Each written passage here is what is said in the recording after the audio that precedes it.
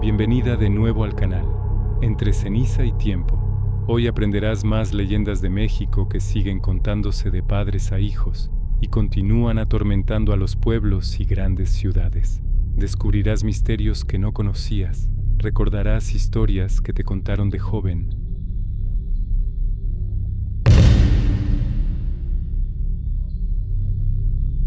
El Museo de las Momias de Guanajuato cierra a las 6 de la tarde. A las 6:05, cuando el último turista cruza la puerta de hierro y el candado suena como un disparo, el edificio empieza a recordar que alguna vez fue panteón. En la sala principal, bajo la luz mortecina de los focos ahorradores, hay 14 cuerpos que la gente conoce como los gritadores. Sus bocas están abiertas de par en par, los maxilares casi desencajados, las lenguas negras y secas apuntando al techo como si todavía empujaran un grito que nunca salió. La versión oficial, la que aparece en los folletos y en las tesis de la Universidad de Guanajuato, dice que la posición se debe a la rigidez post-mortem y al suelo rico en nitratos y alumbre que momificó naturalmente los cadáveres entre 1865 y 1958. Pero los trabajadores del museo saben que eso solo explica la piel curtida, no los ojos que miran hacia arriba como si vieran algo que nosotros no. El más famoso es el niño del vestido de bautizo.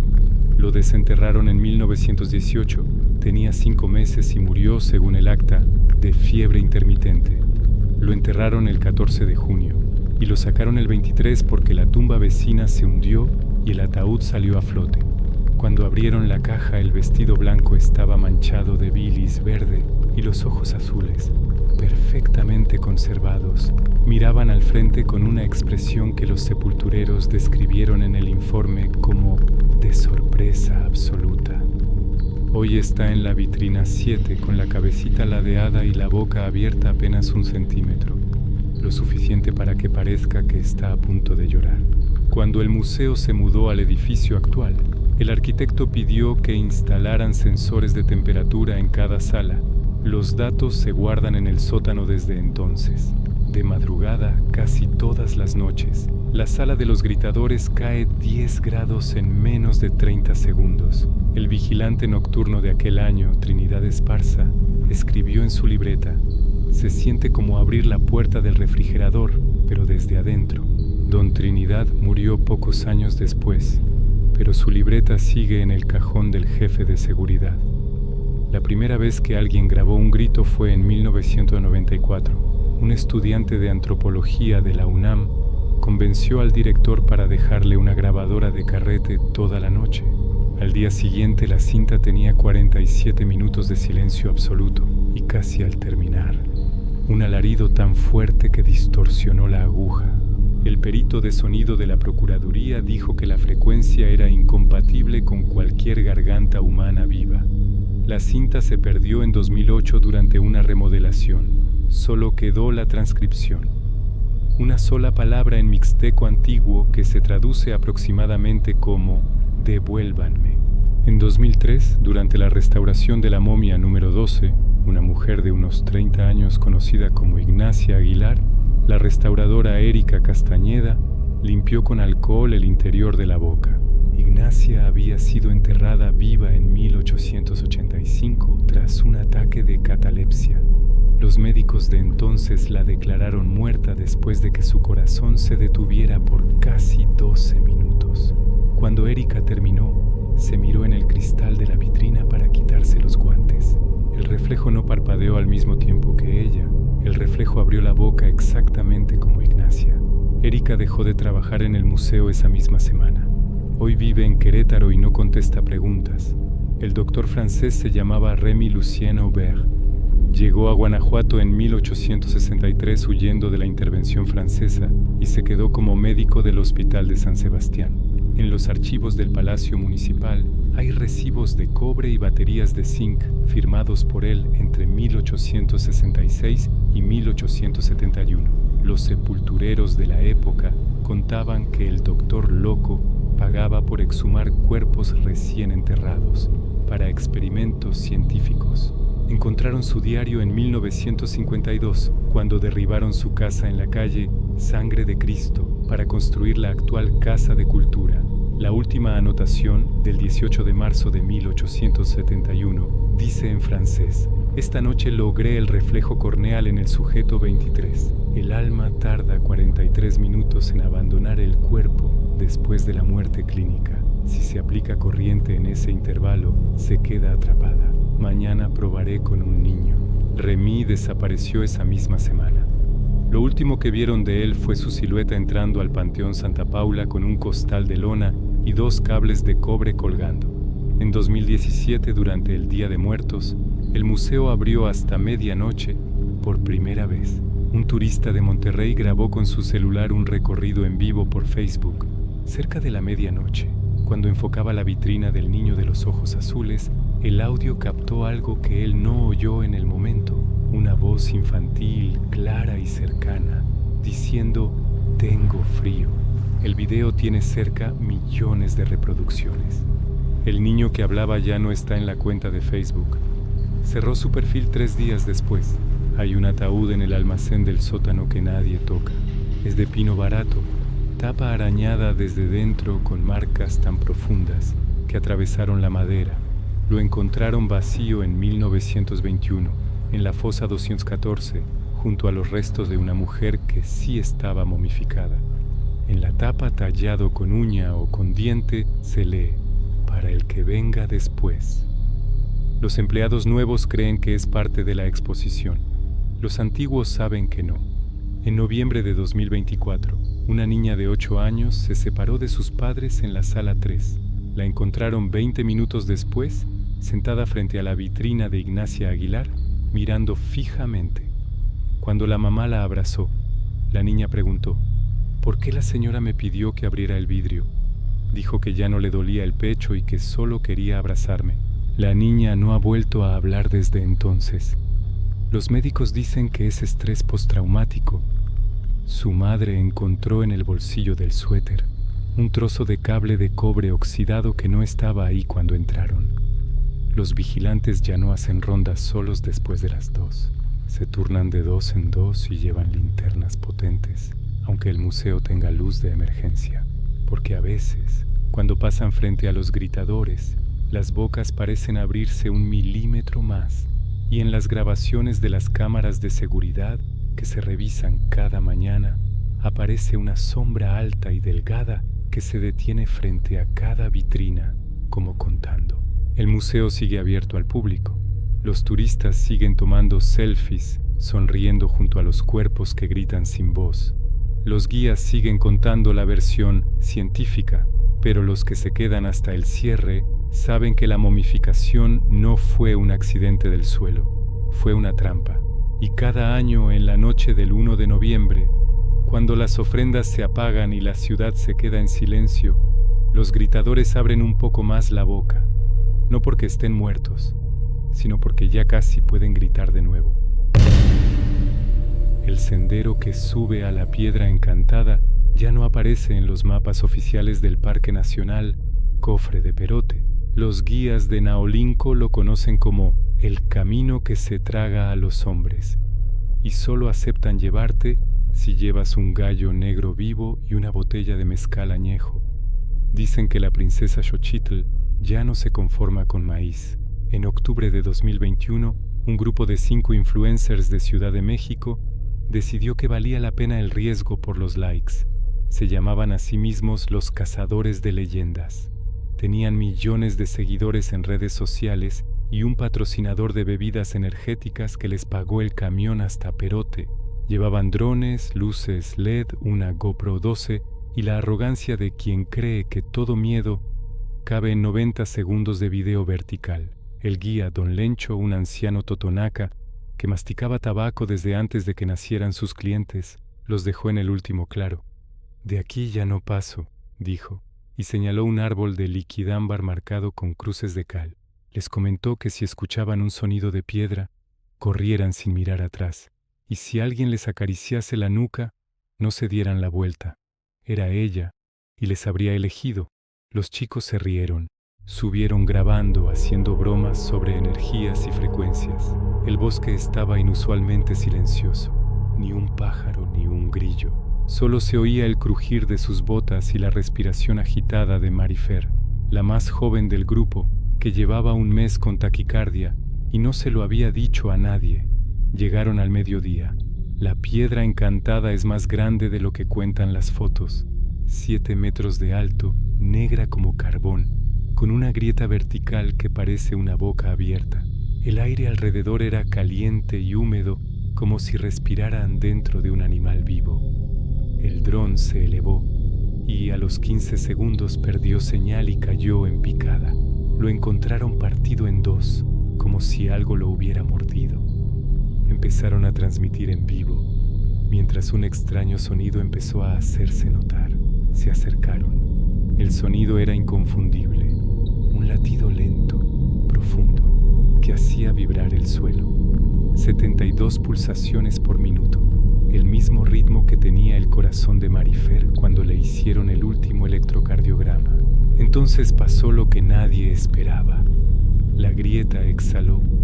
No fue viento, fue un aliento cálido y dulzón, con olor a sangre recién cortada y flores de cempasúchil podridas. El celular de Marifer se apagó solo. Los demás siguieron grabando con el de Diego, el líder. En la pantalla apareció por un segundo una cara, una mujer joven, piel morena, ojos pintados con negro, una herida abierta en el pecho donde debería estar el corazón. Duró menos de un frame, pero los miles de espectadores en vivo la vieron. Los comentarios explotaron diciendo que era todo un montaje. Marifer se acercó más. Tocó la piedra. El calor subió por sus dedos como si le inyectaran lava. Dio un paso atrás, pero sus pies no obedecieron. Empezó a caminar en círculos, muy despacio, como si siguiera una coreografía invisible. Los demás la llamaron. No contestó. Solo murmuraba en una lengua que ninguno conocía, pero que sonaba antigua, líquida, llena de chasquidos. Diego intentó jalarla. Al tocarla, sintió que algo le apretaba el pecho desde dentro. Cayó de rodillas. En su teléfono quedó grabado el último minuto. Marifer se arrodilla frente a la grieta, mete la mano hasta el codo y saca algo negro y brillante. Una piedra pequeña, del tamaño de un corazón humano, la aprieta contra su propio pecho. Se escucha un sonido húmedo, como carne desgarrándose, y la transmisión se corta.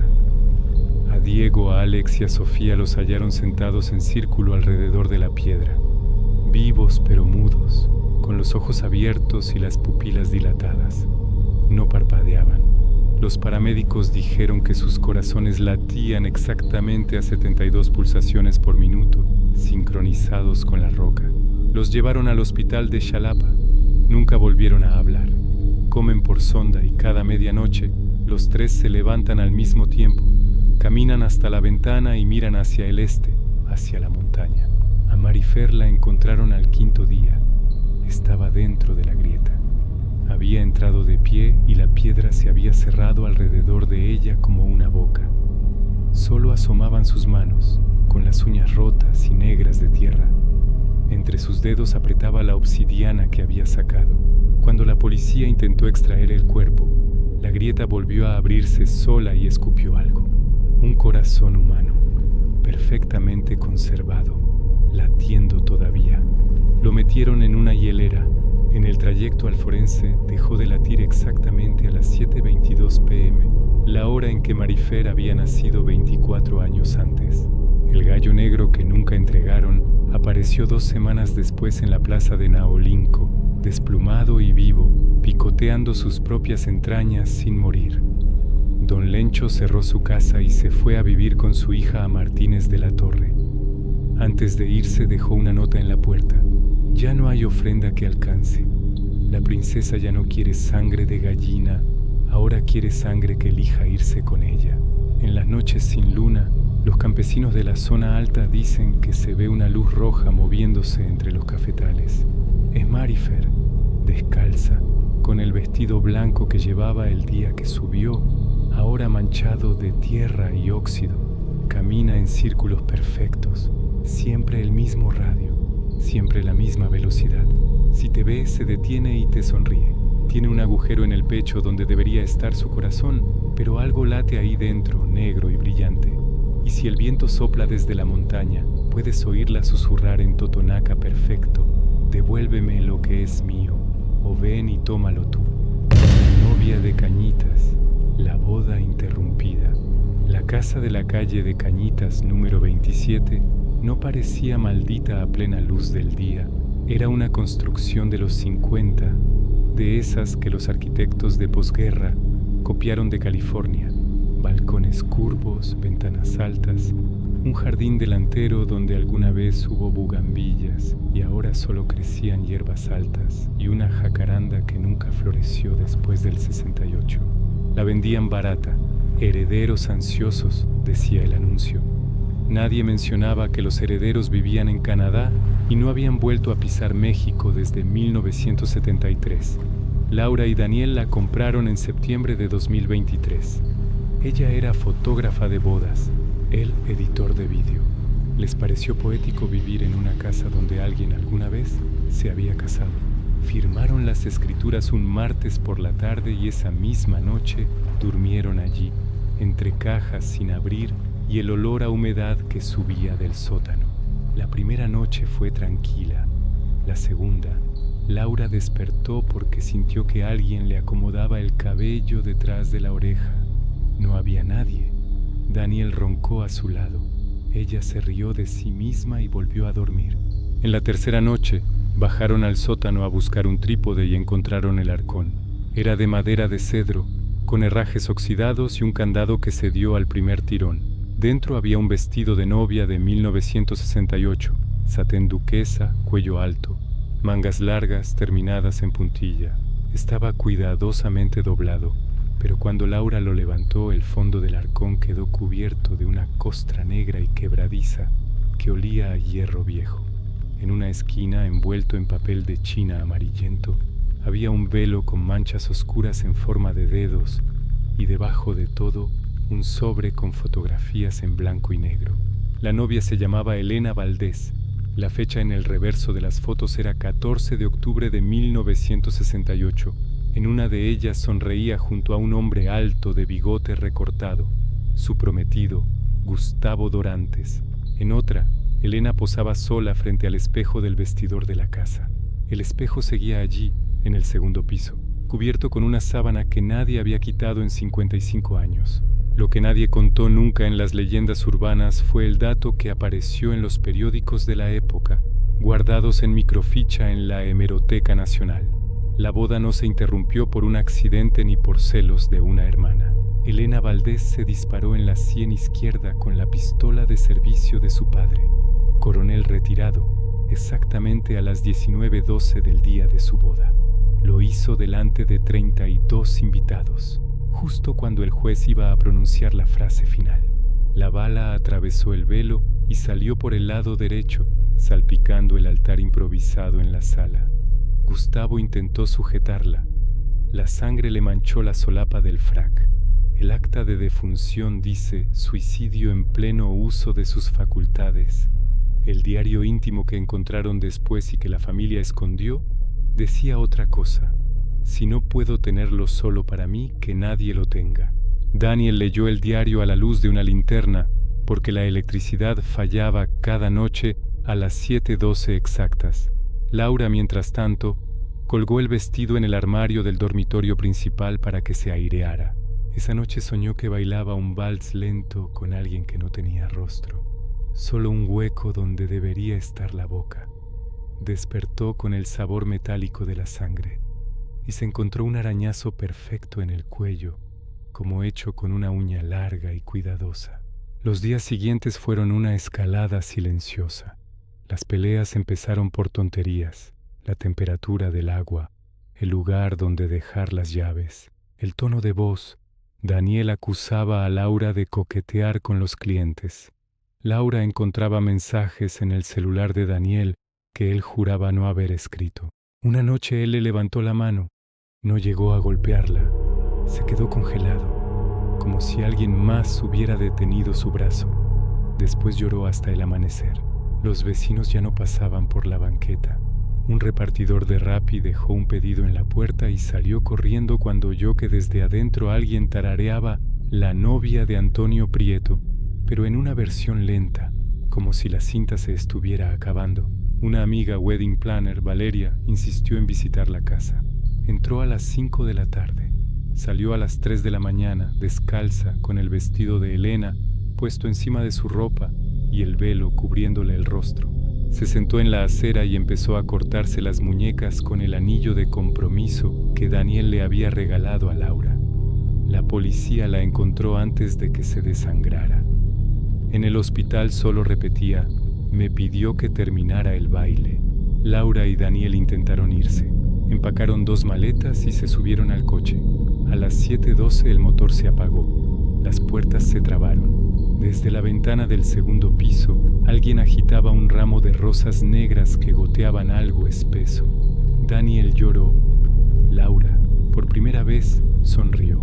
Ahora la casa está otra vez en venta. El anuncio dice: oportunidad única, ideal para pareja joven. En las fotos de la inmobiliaria se ve el espejo del vestidor descubierto. Si te fijas bien, detrás del reflejo vacío del fotógrafo, hay una mujer de blanco que alza una copa de champán hacia la cámara. Sonríe. Tiene un agujero perfecto en la sien izquierda y los labios pintados de un rojo que nunca se seca. Los vecinos juran que algunas noches se oye música. Un vals que empieza alegre y termina en un sollozo ahogado. Y si pasas muy cerca de la reja, puedes olerlo. Gardenias podridas mezcladas con pólvora y algo más, algo que huele a promesa rota. En Cañitas nadie se casa en octubre y nadie, nunca, acepta una invitación a bailar si la música empieza exactamente a las 7:12. El Callejón del Diablo no aparece en los mapas, ni en los antiguos ni en los nuevos. Para encontrarlo hay que saber perderse, salir de la calle de Donceles, doblar donde ya no hay letreros, torcer a la izquierda cuando la lógica dice que debería ser derecha. Y de pronto ahí está. Un pasillo tan angosto que 2 personas no caben de hombros, flanqueado por paredes de tezontle que lloran humedad negra y ventanas tapiadas desde antes de la independencia. Los viejos de la Merced juran que el callejón no siempre estuvo ahí, que una noche, después de un temblor que nadie recuerda con fecha exacta, la ciudad se abrió como herida y vomitó ese pedazo de noche que nunca se cerró. Desde entonces huele a carbón apagado y a cirio viejo, incluso cuando no hay nada quemándose. Hace mucho tiempo se cuenta que Doña Refugio vendía garnachas en la esquina de República de Chile. Todas las madrugadas, al recoger su puesto, pasaba por el callejón para acortar camino hasta su casa en la Soledad. Nunca le tuvo miedo a nada, ni a los borrachos, ni a los policías, ni a los muertos que a veces se levantaban a pedir limosna. Pero una noche de noviembre, cuando el aire olía a pan de muerto y pólvora, Doña Refugio no llegó a su casa. La buscaron 3 días.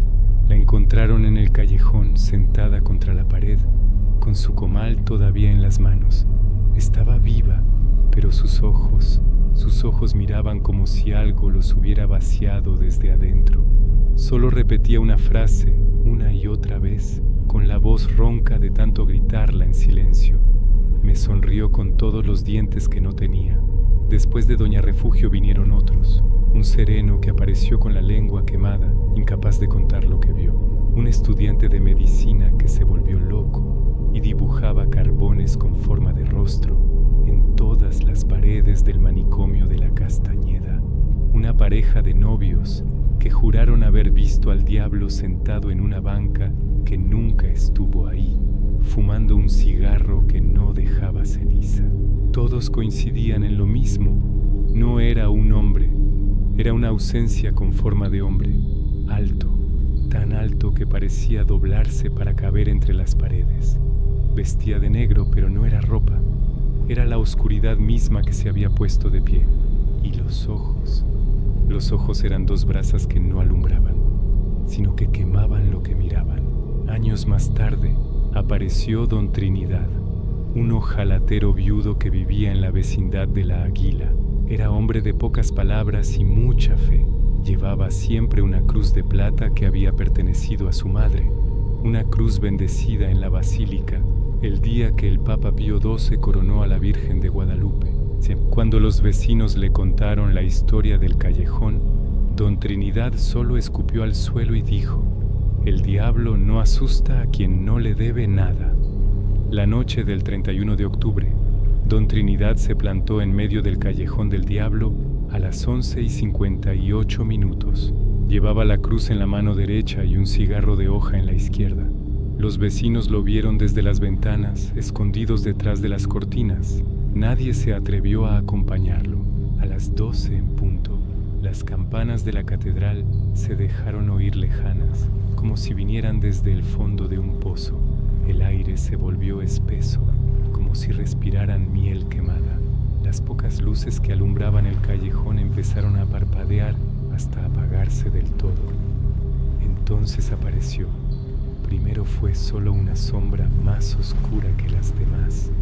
Luego tomó forma, alta, encorvada, con algo que parecía sombrero, pero no lo era.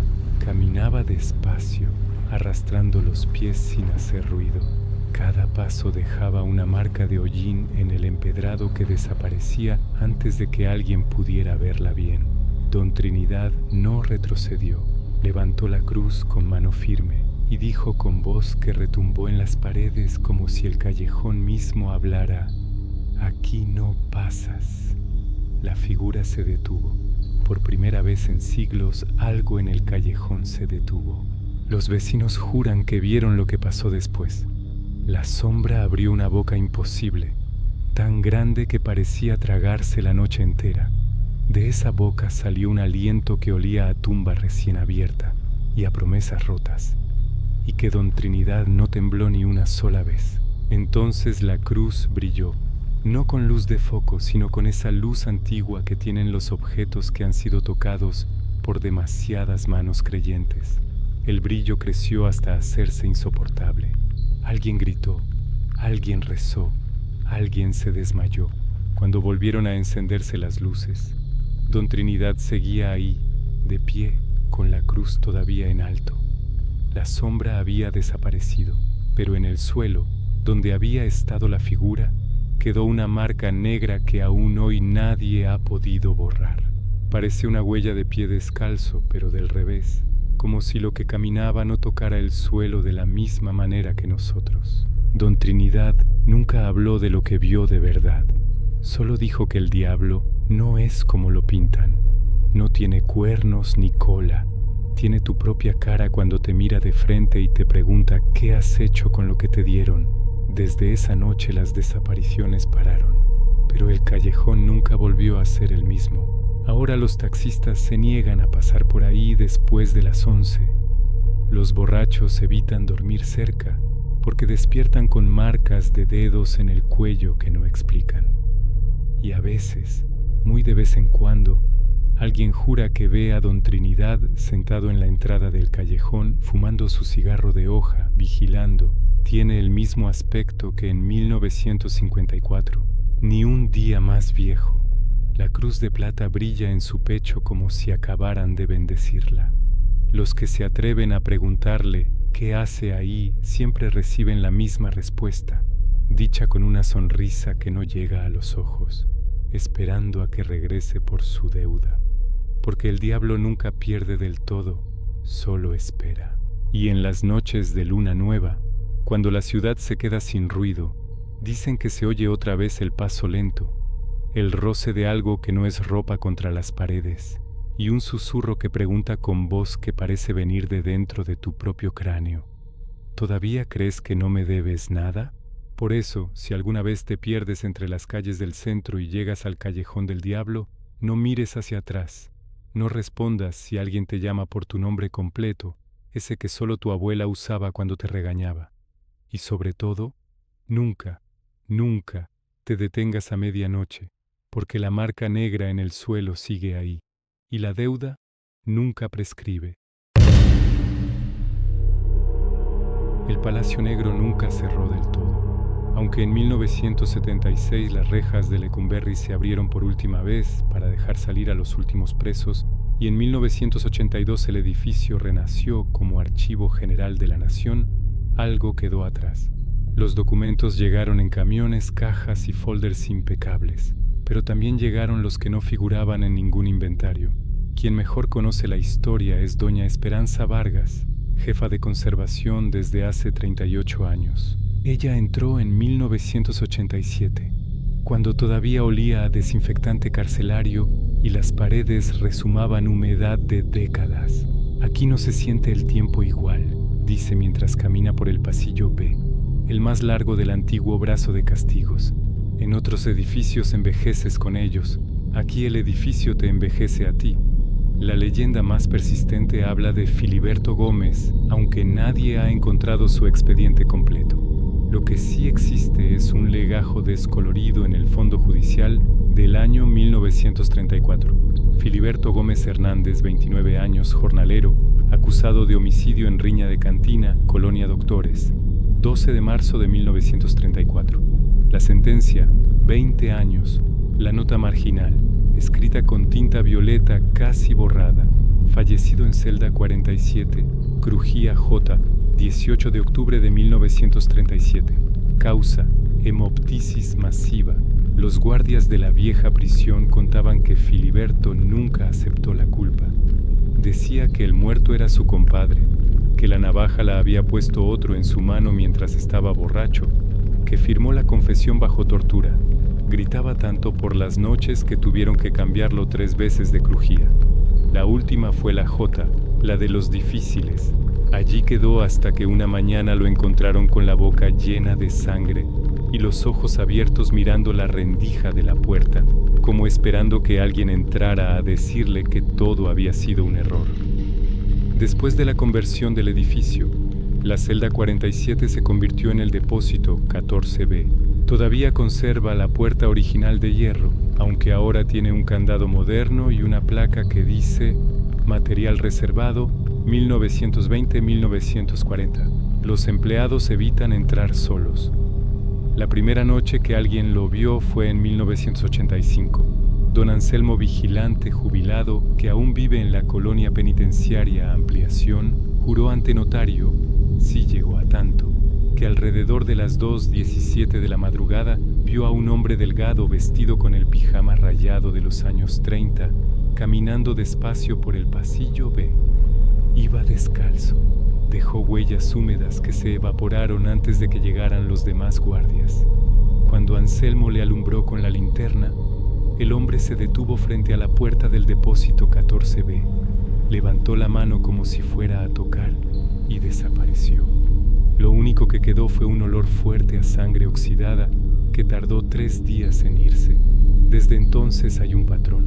Siempre aparece en martes o viernes, siempre después de las 11, siempre en el mismo pasillo, nunca habla. Solo camina contando pasos, como si midiera la distancia entre su antigua celda y la libertad que nunca tuvo. Los vigilantes nuevos se ríen hasta que les toca la ronda solitaria. Entonces, entienden por qué los veteranos llevan rosarios en el bolsillo aunque no sean creyentes. En 1998 pasó algo que nadie ha podido explicar del todo. Una investigadora española, la doctora Laura Ibáñez, llegó a consultar el expediente de la decena trágica. Trabajaba hasta muy tarde. A las 2:43 de la mañana activó el sensor de movimiento del pasillo B. Las cámaras de seguridad, aún en blanco y negro en esa época, grabaron lo siguiente. Laura sale del área de lectura con una carpeta. Camina hacia el depósito 14B para devolver un legajo. La puerta está entreabierta, aunque ella jura que la cerró con llave. Entra. 4 minutos después sale corriendo, pálida, sin la carpeta.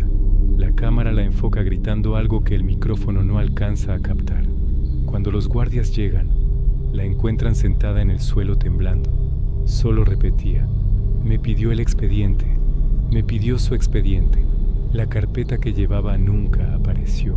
Revisaron todo el depósito. Nada. 2 semanas después, al catalogar un montón de documentos que habían estado olvidados en un rincón, encontraron la carpeta de Laura. Dentro, entre los papeles de la decena trágica, había un folio que no pertenecía ahí. la confesión original de Filiberto Gómez, la que él siempre dijo que era falsa, manchada con lo que un análisis posterior confirmó como sangre humana tipo O positivo. La misma de Filiberto según su ficha médica carcelaria de 1934. En el margen, escrito con lápiz químico casi ilegible: ya no me duele el pecho, solo quiero que lean esto. Desde ese día el depósito 14B permanece cerrado con 2 candados. La dirección del archivo dice que es por seguridad del acervo. Nadie les cree. Doña Esperanza todavía trabaja ahí. Tiene 72 años y se niega a jubilarse. Dice que alguien tiene que quedarse por si él regresa. Algunas noches, cuando el edificio está completamente vacío, ella se queda hasta las 3 de la mañana ordenando legajos que nadie le pidió ordenar. Los vigilantes la ven por las cámaras. Camina despacio por el pasillo B. Se detiene frente al 14B. Saca una llave que nadie le ha visto nunca y abre solo uno de los candados. Entra. Sale a los pocos minutos con los ojos rojos, pero serena. Nunca cuenta qué hace ahí dentro. El año pasado, un estudiante de historia que preparaba su tesis sobre prisiones porfirianas pidió permiso para pasar la noche grabando con equipo infrarrojo. Le autorizaron con la condición de que doña Esperanza estuviera presente. A las 2:12 de la mañana, las cámaras térmicas captaron una silueta fría, unos 12 grados menos que el ambiente, caminando exactamente por donde siempre aparece Filiberto. El estudiante se acercó con el micrófono direccional. Por primera vez en décadas se escuchó algo, un susurro ronco, casi un estertor, que decía una y otra vez la misma frase: no fui yo. Lean la hoja 27, no fui yo. El estudiante buscó desesperado en todos los expedientes conocidos de Filiberto. No había hoja 27. La confesión que se conserva termina en la 26. Cuando revisaron la grabación frame por frame, en el momento exacto del susurro, apareció en pantalla una mano espectral, señalando hacia el depósito 14B. Doña Esperanza vio el video al día siguiente. No dijo nada, solo pidió que le permitieran entrar sola esa noche. A la mañana siguiente encontraron el segundo candado abierto y sobre la mesa de catalogación un folder nuevo que no estaba inventariado. Dentro, una sola hoja escrita a mano con tinta desvaída, numerada a lápiz como 27. En ella, Filiberto describía con detalle cómo lo torturaron para que firmara, los nombres de los policías que lo golpearon, la promesa de que, si confesaba, solo serían unos años. Al final, una línea casi ilegible: que alguien lea esto antes de que me olvide para siempre. La hoja fue autenticada por el Instituto de Investigaciones Forenses. La tinta corresponde a la marca que usaba la policía judicial en 1934. La caligrafía coincide con otros documentos firmados por Filiberto cuando ingresó a Lecumberri. No hay explicación racional de cómo llegó ahí. Desde entonces ya no se reportan apariciones. Los vigilantes dicen que el pasillo B está más caliente, que ya no huele a sangre oxidada. Doña Esperanza se jubiló el mes pasado. Se fue sin despedirse de nadie. Dejó su gafete sobre el escritorio y una nota que solo decía: ya puede descansar.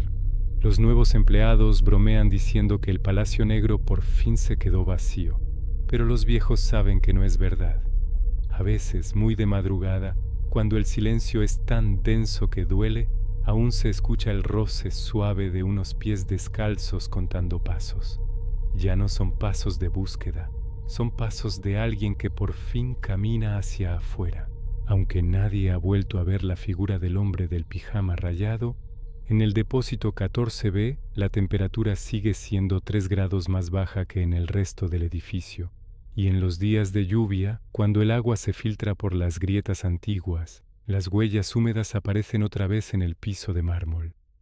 Pero ahora apuntan hacia la salida principal, hacia la puerta que da a Eduardo Molina, hacia la calle donde alguna vez estuvo la libertad, porque hay prisiones que no necesitan barrotes para retener a un hombre. Y hay libertades que llegan 88 años tarde, cuando alguien, al fin, se toma la molestia de leer la hoja 27. En los barrios antiguos de la Ciudad de México, Cuando el reloj de la parroquia da las 8 y las madres cierran portones con doble vuelta de llave, todavía se escucha el mismo susurro que aterrorizó a nuestros abuelos. Ya viene el hombre del costal. No es el coco ni el simple hombre del saco que existe en casi todas las culturas. Aquí tiene nombre propio y, lo peor de todo, tiene historia real. Todo empezó en 1942, en plena Segunda Guerra Mundial, cuando México vivía la fiebre del reclutamiento forzoso para enviar braceros al norte. En los pueblos de Guanajuato, Michoacán y Zacatecas aparecieron hombres que, con autorización del gobierno, recorrían las calles ofreciendo trabajo en los campos de Estados Unidos. Buen sueldo, comida segura, viaje pagado. Solo había que firmar y subir al camión. Muchos niños huérfanos y adolescentes sin papeles desaparecieron así. Los reclutadores llevaban costales de yute donde guardaban los contratos. Y según contaron algunos que lograron escapar, también metían a los más pequeños que lloraban demasiado, para que no alertaran a nadie. Uno de esos reclutadores se llamaba Epigmenio Cruz González. Medía casi 2 metros. Usaba sombrero tejano negro y un zarape que olía a sudor y tabaco. En los archivos de la Secretaría de Gobernación todavía existe su hoja de servicio: reclutador independiente, zona centro-occidente, 1942-1945. Lo apodaban El Costal, porque cargaba uno enorme donde, según los reportes oficiales, guardaba ropa y documentos. Los niños que lo vieron de cerca juraban que se movía solo, como si algo dentro respirara. En abril de 1945, en la calle de Mesones, en el centro histórico de la Ciudad de México, Epigmenio desapareció. El camión en el que viajaba rumbo a Nuevo Laredo fue encontrado vacío en la carretera a Querétaro. Solo quedaba el costal, atado con un nudo marinero, manchado de algo oscuro que los peritos nunca quisieron identificar. Dentro había zapatos pequeños, 14 pares, todos del pie izquierdo. A partir de esa noche empezó la leyenda. En 1953, en la colonia Doctores, la pequeña María del Refugio Ramírez, de 8 años, se quedó jugando canicas después de la salida de la escuela. Su mamá la buscó hasta la madrugada. Al día siguiente encontraron su delantal colgado en un árbol del Parque de las Arboledas, perfectamente planchado y doblado. Dentro del bolsillo, un papel arrugado: ya no llores, ya vas para el norte.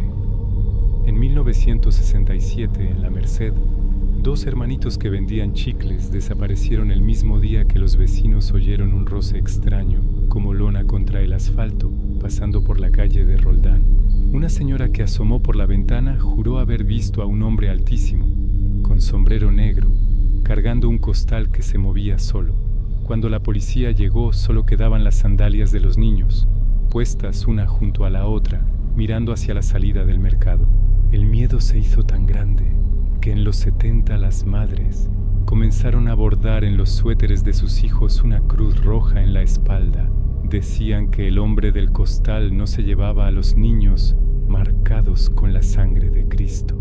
Pero lo más inquietante ocurrió en 1985, cuando el país todavía se lamía las heridas del terremoto. En medio del caos, en la unidad habitacional Nonoalco Tlatelolco, un vigilante nocturno llamado Margarito Sánchez grabó en su bitácora algo que la Secretaría de Seguridad Pública clasificó como no explicado: 0217A. Ruido de arrastre en el pasillo 4B. Salí con linterna. Vi a un sujeto alto, vestido de negro, cargando un costal que goteaba. Le alumbré. No tenía cara, solo sombra bajo el sombrero. El costal se movió. Escuché un llanto de niño. Corrí hacia él. Desapareció entre los escombros del edificio nuevo. Encontré un zapato Reebok infantil talla 18 nuevo, con sangre fresca en la suela. El zapato fue a parar al Ministerio Público. Nunca encontraron al dueño. En 1997, durante la crisis económica, volvieron los reportes. Esta vez en Neza, Ecatepec y Chalco. Niños que vendían dulces en los camiones, que se quedaban solos esperando el turno de la escuela nocturna. Siempre lo mismo. Un hombre alto, sombrero oscuro, costal al hombro. Siempre desaparecían sin dejar más huella que un par de zapatos perfectamente alineados en la banqueta. La última vez que alguien lo vio con lujo de detalles fue en 2019 en la colonia Morelos. Una cámara de seguridad de una tienda de abarrotes captó algo que se volvió viral antes de que C5 lo borrara por seguridad nacional. A medianoche se ve la calle desierta. De pronto entra al cuadro una figura altísima, encorvada bajo el peso de un costal que se retuerce. El hombre camina lento, arrastrando los pies. Cuando pasa bajo el foco, la cámara enfoca el costal. Se ven deditos infantiles asomando por la boca mal cerrada. La figura se detiene, gira la cabeza hacia la cámara. No tiene rostro, solo una mancha negra donde deberían estar los ojos. Luego sigue su camino y desaparece en el callejón de Peralvillo. El video duró en redes menos de 3 horas. Después, silencio oficial. Hoy, las madres de Tepito siguen poniendo la misma cruz roja en la ropa de sus hijos. Los policías comunitarios de Iztapalapa hacen rondas dobles después de las 9. Y en los grupos de WhatsApp de padres de familia circulan los mismos mensajes cada semana. No dejen solos a los niños. Andan diciendo que volvió a aparecer, porque el hombre del costal nunca necesitó estar vivo para seguir caminando.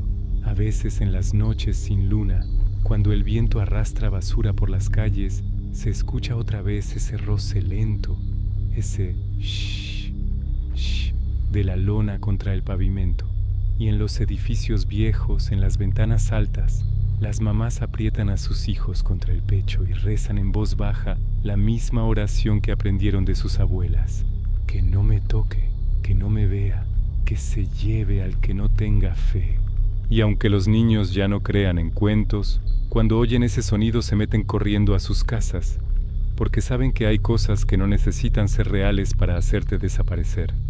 Porque Epigmenio Cruz murió en 1945, pero el costal sigue lleno. La selva lacandona no duerme nunca, respira.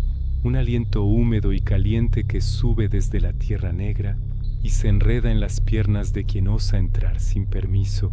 Allí, entre ceibas que han visto nacer y morir civilizaciones, habitan los chaneques. No son duendes ni espíritus bondadosos, son los hijos olvidados del monte, los guardianes que la selva parió cuando aún hablaba en lengua antigua y los hombres sabían escuchar. Tienen el tamaño de un niño de 6 años, pero nadie los ha visto crecer. Su piel es corteza viva, agrietada y musgosa que cruje cuando se mueven. Los ojos son 2 pozos donde la luz va a morir. No reflejan, absorben. Sus pies no tocan el suelo, se deslizan como sombras sobre el agua estancada, dejando apenas un rastro de humedad que huele a podrido y a infancia perdida. Dicen los lacandones que antes eran niños mayas que se perdieron jugando en la selva. La selva no los devolvió, los adoptó, les quitó el alma humana y les dio otra cosa, la memoria misma del bosque. Por eso ríen con tantas voces. Cada risa es un niño que ya no regresó. Don Anselmo lo sabía. Era guía en Palenque desde antes de que existieran los ecoturistas con sus cámaras caras y sus botas que nunca se ensucian de verdad. Don Anselmo llevaba siempre una bolsa de tabaco negro y una botella de posh que compartía con los guardianes invisibles. Ellos no piden mucho, decía mientras dejaba ofrendas en las raíces de las ceibas. Solo respeto y un poco de humo para recordar que fueron humanos. Se dice que algún momento llegó un biólogo alemán llamado Klaus, alto, rubio, con una barba perfectamente recortada y la arrogancia de quien cree que la selva es un laboratorio. Llevaba permisos, dinero y la certeza de que los árboles sagrados eran solo árboles. Supersticiones, dijo cuando don Anselmo le advirtió sobre la ceiba madre que crecía junto al río Lacanjá. Necesito muestras de su corteza, es única. Klaus cortó y cortó, no una rama. Cortó el corazón mismo del árbol con una sierra eléctrica que sonó como un grito en toda la selva. Los pájaros callaron. Hasta los monos aulladores se quedaron mudos. Don Anselmo sintió que algo se rompía dentro de su pecho, pero el alemán solo sonrió y guardó sus muestras en bolsas herméticas. Esa noche acamparon cerca de la ceiba herida. Klaus se quedó trabajando hasta tarde con su laptop, la luz azul iluminando su rostro concentrado. Don Anselmo fumó en silencio, mirando las sombras que se movían entre los árboles. No eran jaguares. A las 3 de la mañana, Klaus salió de su tienda para orinar. Don Anselmo lo oyó caminar hacia la oscuridad. Luego oyó la risa, primero una, infantil y cristalina, luego otra y otra, hasta que fueron docenas de risas que venían de todas partes y de ninguna. El alemán gritó algo en su idioma, pero la selva se lo tragó. Lo encontraron 3 días después. Estaba sentado contra la ceiba, enredado en sus propias raíces que habían crecido imposiblemente rápido. Su barba le llegaba a la cintura aunque solo habían pasado 72 horas. El reloj en su muñeca se había detenido exactamente a las 3:17, la hora en que había salido de la tienda. Sus ojos estaban abiertos pero vacíos como 2 semillas negras plantadas en la cara. Hablaba, pero no en alemán. Hablaba en maya lacandón antiguo, una variante que solo los ancianos más viejos recordaban. Decía cosas sin sentido sobre niños que jugaban a las escondidas con el tiempo.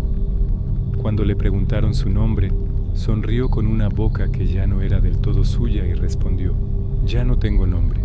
Los nombres son para los que aún tienen alma. Por eso dice la leyenda que los chaneques no matan rápido, prefieren jugar». En 1998 fue peor. Un grupo de ecoturistas de la Ciudad de México llegó con la idea romántica de conectar con la naturaleza. Quemaron su basura en una fogata porque era más auténtico. Una de ellas, una mujer llamada Mariana, tomó una foto justo cuando tiraba una botella de refresco al fuego. En la imagen, detrás de su grupo sonriente, se veían figuras pequeñas entre los árboles. Niños desnudos con piel de corteza y ojos que eran solo oscuridad. La foto se volvió viral años después cuando encontraron los cuerpos. Los hallaron sentados en círculo perfecto, como jugando a la ronda. Su piel se había convertido en corteza viva que aún crecía, brotando hojas verdes de sus bocas abiertas. En lugar de ojos tenían semillas de ceiba que germinaban lentamente. Estaban vivos, respiraban, pero ya no eran ellos. Sus almas vagan todavía. Los guías dicen que a veces, cuando llevas turistas muy arrogantes, escuchas voces que te llaman por tu nombre de pila aunque nunca se lo hayas dicho a nadie. Son ellos, los que quemaron plástico, los que olvidaron que la selva recuerda. Porque eso hacen los chaneques, te quitan lo que más valoras de ti mismo. Al que ama el dinero le quitan la ambición hasta que solo queda un cascarón que regala todo lo que tiene. Al que presume de inteligente le borran los recuerdos hasta que no reconoce ni a su propia madre. Al que cree que la naturaleza está para servirlo, bueno, a ese lo convierten en árbol. Hay una grabación que circula entre los biólogos que aún se atreven a entrar. Es audio de una expedición en 2021. Se escucha el canto de los grillos, el rumor del río y de pronto risas. Risas de niños que se superponen con llantos de adultos. Luego una voz, apenas un susurro entre las hojas. Ven a jugar, todavía tenemos lugar para uno más. Los lacandones dicen que la única forma de protegerte es llevar tabaco y nunca, nunca mirar directamente a los ojos de un chaneque. Porque si los miras, te ven. Y una vez que te ven, ya tienes un pie en su mundo. Don Anselmo ya no guía. Lo encontraron el año pasado sentado bajo la misma ceiba que Klaus profanó. Estaba fumando su pipa con calma, pero sus ojos eran 2 semillas negras que empezaban a germinar. Cuando le preguntaron qué hacía allí, sonrió con una boca que ya tenía corteza en las comisuras. Estoy esperando, dijo en voz muy baja. Ellos me llamaron por mi nombre verdadero, el que tenía antes de nacer. La selva lacandona sigue respirando, y en algún lugar entre las raíces y las sombras, los niños que nunca crecieron juegan a un juego muy antiguo, un juego donde el que se esconde nunca vuelve a encontrarse. Si alguna vez vas, lleva tabaco. Y si escuchas risas en la espesura, no corras.